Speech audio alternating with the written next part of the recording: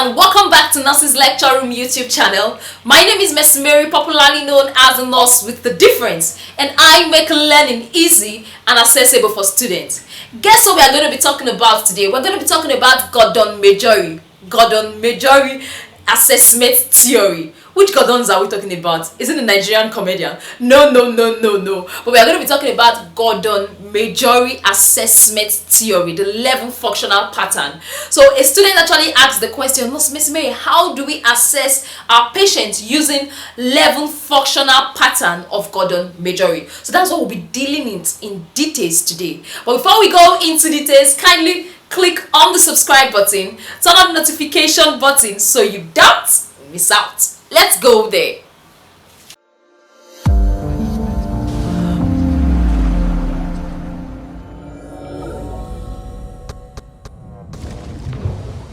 Alright, welcome back. Like I earlier said, today we are going to be talking about Gordon's 11 functional health pattern. Gordon's 11 functional health pattern. Gordon Majori is a nursing professor who proposed this assessment theory, which is normally used in a healthcare setting to assess patients and draft out the nursing diagnosis. So for those in a clinical setting, try as much as possible to check your nursing process. You will see certain questions that are usually asked when we come in contact with a patient. So those questions are actually derived from what? Gordon's 11 functional health pattern. So there are actually 11 in number. The first is health perception and health management. Health perception and health management, the assessment is focused on how this patient perceived health. How is this patient managing his or her health? In this category, this is where you ask the patient, what is your opinion about your health? Are you immunized? When last did you take your immunization? These are the questions you ask. Do you smoke? Any past surgery? When did you undergo this surgery? These are the series of questions you ask this patient at this particular moment. It helps you, it's more or less like history taking. It also helps you to know more about your patient when rendering care. Then the second is nutrition and metabolism. This particular aspect is focused on food intake, fluid intake. What is the patient taking? Is the patient eating properly? Is your patient having anorexia? Do you understand? Is there any restriction? Is your patient allergic to a particular type of food? How does this patient eat? Do this patient eat regularly? Does the job allow this patient to eat properly? So these are the things you ask when it comes to nutrition and metabolism. Then the other is the elimination pattern. The elimination pattern is focused on what is going out of the patient, which is the fecal matter and also the urine. That is where you ask the patient, how often do you pass out urine? From urine frequency of micturition or urination, you will be able to tell if a patient has diabetes or not, right? So this is the time you ask your patient, how often do you go to the toilet? How often do you pass out fecal matter?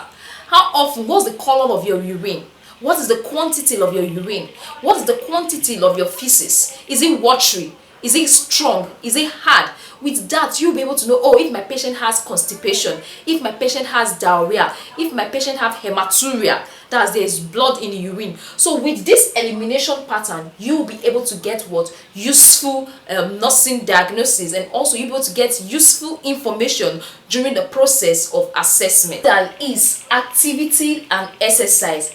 This assessment is focused on daily activities of daily living that requires energy, exercises, going to work. This is where you ask the patient, are you having difficulty with breathing?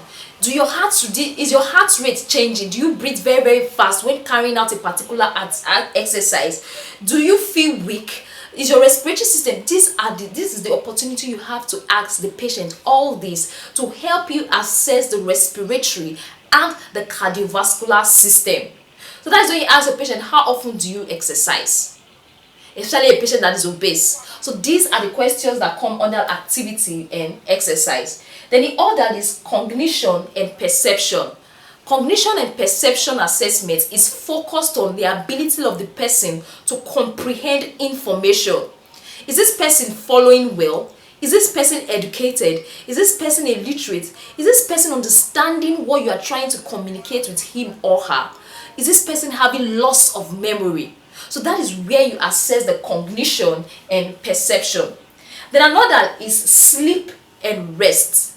This is when you assess, oh madam, are you sleeping regularly? Are you having insomnia? Do you wake up at night? What happened? You used to sleep 8 hours, now you are sleeping 5 hours. Are you getting enough sleep? Are you resting enough? That is where you diverse into the social life of the person. That is where you find that, oh, is the job taking much from this individual? Is the exercise taking much from this individual? Is this depriving my patient or my client from sleeping? So it's under this sleep and rest you find out that. Then you're able to know what is wrong with the patient. Next is self-perception and self-concept. When we say self-perception, what it's talking about is how does this person feel about him or herself? Is this person happy about the current situation? Is this person happy about the body image? Or is this person complaining, I'm too fat, I'm too short, I'm too slim, I'm too tall? So this is what self-perception or self-concept is all about. Do they appreciate themselves? Or is this person rehabilitation is taking place, they have amputation being done? Is this person appreciating the current image or is complaining? So that is what self-perception and self-concept is all about. Then the eighth one is roles and relationship. The roles and relationship has to do with the role of the individual in the world at large and also in the home. What roles does this individual play? Is he a doctor? Is he a nurse? Is he a psychologist? These are the questions you have to ask. Oh, in the family, which role do you play? Are you the head? Are you the financial, are you the one providing all the financial assistance needed in the home? What role do you play in the family? So that also is what is found in what roles and relationship. Then the other is sexuality and reproduction pattern. This sexuality and reproduction pattern actually focus on satisfaction and dissatisfaction when it comes to sex. Is this individual satisfied? Is this individual having libido? Is this individual always having urge for sex? Is this individual fertile? These are the questions you ask when it comes to what sexuality and reproduction pattern. And also you have to find out, oh, menarche, you have to find out menopause, you have to find out andropause, the age and all that. That falls under where sexuality and reproduction pattern. Then the other is coping and stress tolerance. How does this individual cope with stress? Does he or she copes with stress easily? Some people cope with stress by crying, by getting angry, by isolating themselves. You have to find out how this individual cope with stress. Then the other is 11, the values and belief pattern. The values and belief pattern has to do with the religion of the person. Because when you know the religion of the person or the client, you will be able to know how to tackle this patient when it comes to anxiety need, inviting the clergy or something like that. You have to know, do you believe in God? How often do you pray? So first of all, you have to find out, oh, is this person a Christian, a Muslim, or otherwise? So you have to find out the religion of that client or your patient. So when it comes to assessment using the 11 functional health pattern by Gordon Majori, this is what it is talking about. The first is what? Health perception and health management, nutrition and metabolism pattern, elimination pattern, activity and exercise pattern, cognition and perception pattern, sleep and rest pattern, self-perception and self-concept pattern, roles and relationship pattern, sexuality and reproduction pattern, coping and stress tolerance, and the last one is values and belief pattern. When I want to learn a new thing, the first thing I do is to write everything out on a sheet of paper and gum it to the wall of my room. So whenever I am doing that, this should be your goal for the week. You might like, oh, this week I'm going to learn this. So it's on my wall every morning, every night. I get to see it. I get to put it in my head. So it remains in my head.